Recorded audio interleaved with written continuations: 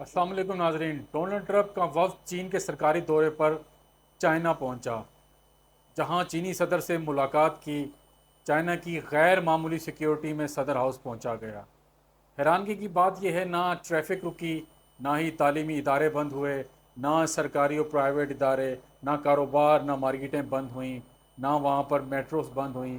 जबकि यहाँ पाकिस्तान के अंदर अमेरिकन नायब सदर जेडी वैंस के मुतवक्का दौरे पर तकरीबन एक महीना पिंडी और इस्लामाबाद जुड़वा शहरों के अंदर तालीमी इदारे, इंटरसिटी ट्रांसपोर्ट, सरकारी और प्राइवेट दफातर, मार्केट्स और लोग बहुत ज़्यादा परेशान रहे। तो नाजरीन, हमें ऐसा कोई मेकनिज़म बनाना चाहिए कि सुदूर पूरी दुनिया के मुल्कों के दौरे करते हैं, आते हैं, लेकिन ऐसा कहीं पर नहीं होता कि तालीमी इदारे, सरकारी इदारे, मेट्रो, ट्रांसपोर्ट, मार्केट और जगह जगह कंटेनर लगा दिए जाएं।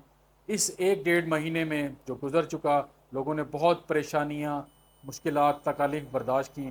तो हमारी गुजारिश है कि आप जो यकीनन अपनी सिक्योरिटी को, मेहमान को सिक्योरिटी देना हमारी ज़िम्मेदारी है।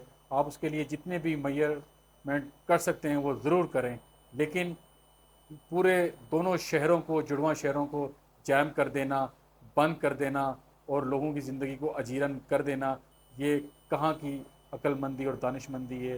लिहाजा हमें इस पर सोचना चाहिए। अस्सलाम वालेकुम।